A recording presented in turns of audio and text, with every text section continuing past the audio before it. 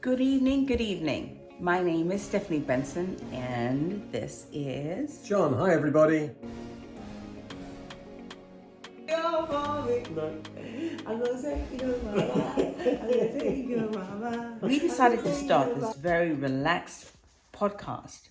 This is really just a conversation between my husband and I, answering some of the questions that you may have. Jon and I have been married for 35 years now. That's right. And 5 children later, and no threatening of divorces as yet, maybe once. I want to share my thoughts with you. So much I have to say to you. Lord, I need to feel your love. I was scanning the internet and I saw this video. Just watch it. But not to me no be awo. Minim say many issue they making, but look, the principle of life, mistake na ye no. Oni obi wo ba ko sesia enya hwe.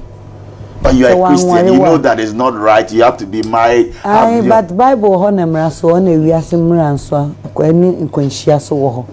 No. Rather amazing, personally.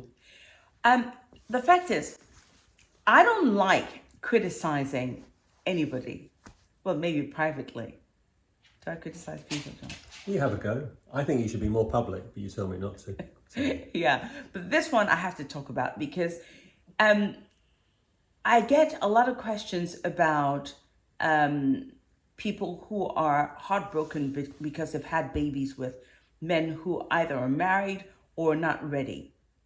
As a mother, I will never advise my children to have children before they got married.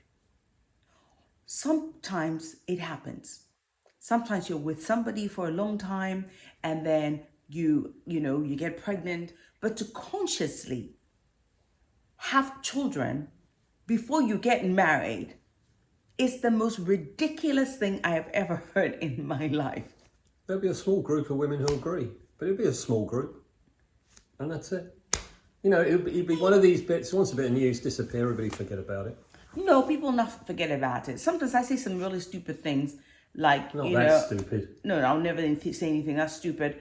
But I mean, when I talk about sex and I say you should drink sperm and stuff like that. That's not stupid, personally. Of course you'll say it's not stupid. But it's pretty stupid. I mean, I might want to drink sperm, but the sperm that you're drinking might not be, like... Hopefully it's your husband's. Yeah. You were sleeping with women like left, right, and center. So don't say, and I'm sure some of those women were drinking your sperm. Can't Weren't remember. they, Jon? Doubt it very much. Sorry? Were they not drinking your sperm, Jon? I can't remember. You can't remember? No.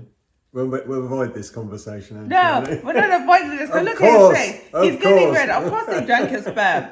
And I mean, it's one of those things, isn't it, that you do. So it was a stupid thing for me to say, but it was fun and funny.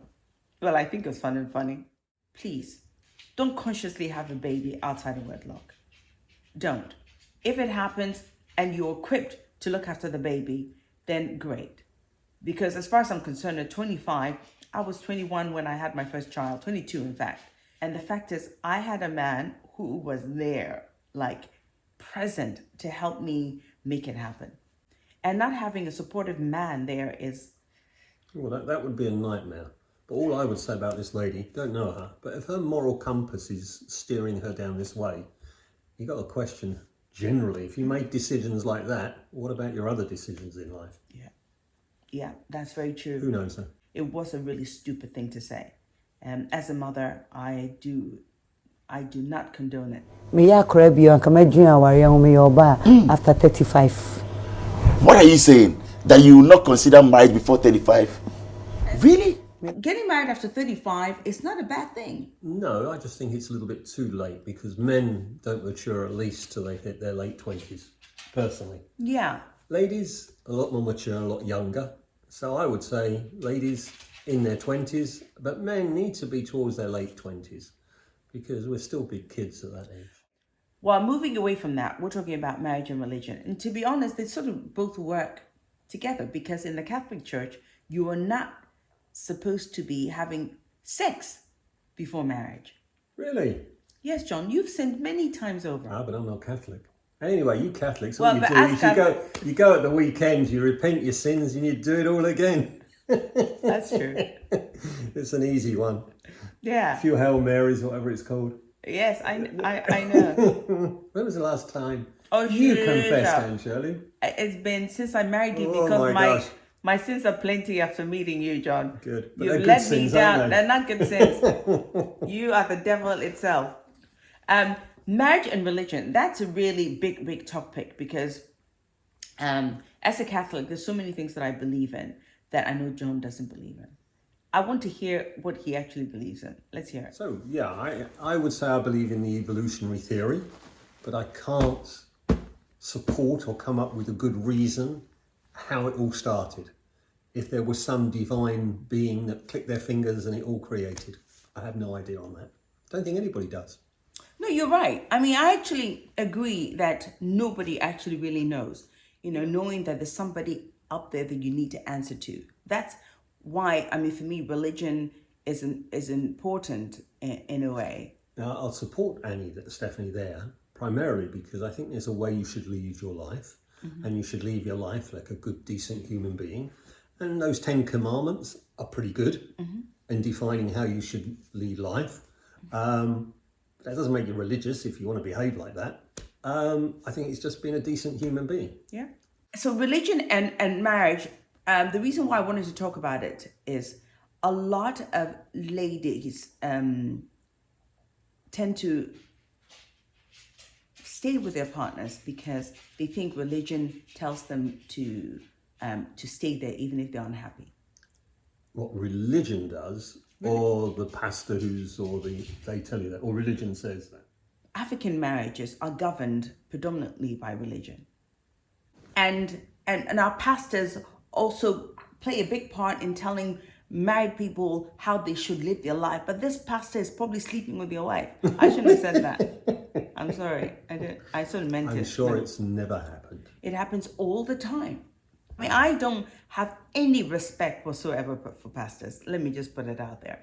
Because they just have way too much to say when they haven't lived even a smidgen of what they're talking about. And also, I've always said, prayers are not to be paid for. Nobody should ever pay for prayers. I agree And that's with what you. it is. Yeah, but they need money. Yeah, when they're sitting in the jets and flying first class, and you're still living in your little house that you can't pay the electric bill, then you have to understand that what you're doing is actually pretty ridiculous. This is not a pastor bashing period. It's not a pastor bashing thing. It is really. Sort of. All I know is I've seen a lot of these small churches, and they have a lot of power over their congregation, and their congregation look up to them naturally, and it can be quite dangerous, in my opinion, the power they can exert over their congregation. Way too much power. Yeah. Way too much power. And the fact that it affects marriages is the problem. As a typical example, a young lady reached out to me and said that her husband has been cheating, and she can't take it anymore because they speak about it. He apologizes. They go to the pastor and then they pray on them. And then months later, he's cheating again. But you see, I'm wondering why the pastor is not telling that idiot to stop cheating. Even when he is. Even when he says don't cheat as well. Yeah, but he keeps telling the girl to stay. Oh, they might be doing both. Yes, but somebody has to give up. The thing is, though, is you've got to draw a line in the sand, the girl has, and say, right, that's it. She has to. The husband has no respect for her. Absolutely. Because I think... Or for his faith. Or for the pastor. See, a lot of women stay in marriages because they need the man. They need the financial stability. They don't have much of their own. So they use every excuse in the book, including religion, to stay in their marriages. And I find that quite a shame. I'm not telling people to get divorced. I'm just saying that if somebody is consistently doing something that hurts you, basically they're telling you they don't really care about you. No, you should be above your religion in this situation. You should think of yourself first. Your happiness is paramount, and how you can live with yourself. Everyone says they are. Say hi. Oh, shh. It was Coco. Never get that feeling someone is watching. Coco. I do. We've spoken about how pastors have a huge influence on our marriages in Africa. It's not the same in this country, is it? Well, when Stephanie and I got married, we got married in a church, and I was happy to be tutored by a father. Is it a father? Mm-hmm. And we went for evening classes. I think there were 4 or 6 of them, where he talked to us about relationships, marriage, although he's not married himself, but he spoke a lot of sense. Yes, he did. And, you know, those sort of things I think are a worthwhile exercise. I'm not sure they still do them. Maybe they do. I don't know. But that was a worthwhile exercise. Yeah, this was a church, a Catholic church that I used to go to regularly every Sunday. And when I was getting married in that church, he said that before he married us, he'll have to speak to us. I mean, I was very grateful for that, because unfortunately my family did not really tell me much about marriage. Nobody gave me any real advice. What I'd seen growing up was not exactly something to live by. I have to be honest. My mother left my father when I was 5 years old. My father was an amazing man, but he had 4 wives, you know? And unfortunately, my mother was very young, and the older daughters and sons didn't quite take to my mother. She had, you know, she struggled to live in that lifestyle, and my older sisters were not forgiving. So my mother just eventually left after having the 4 of us.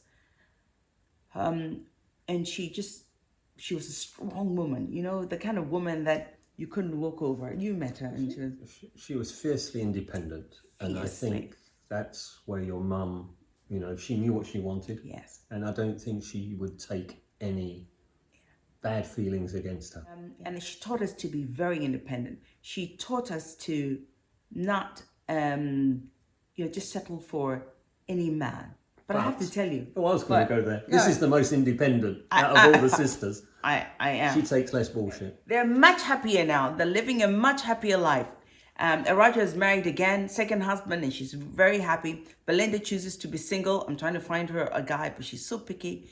Akos there, she has all kinds of men coming her way, but she's probably not interested. Vagina is closed for business. Really? I don't believe that, but she says it is. And because I love you. I mean, just I'm and go and get laid. Why? I'm a savage, yeah. Classy, bougie, ratchet, yeah. Sassy, moody, nasty, yeah. Acting stupid, what's happening? Bitch, what's happening? Bitch, I'm a savage, yeah.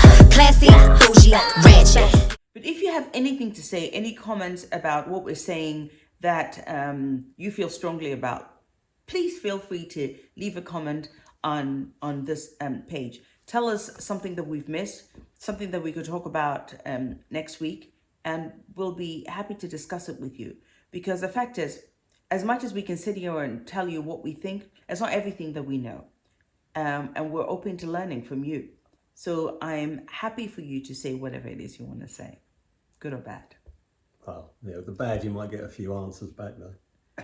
No, I don't. I mean, I answer back without anger. What about me? You can answer back with however you want to respond. It's completely up to you. Thank you for joining us. And please join us again next week for another topic. My name is Stephanie Benson, and this is... I'm Jon. Thank you. Bye. Good.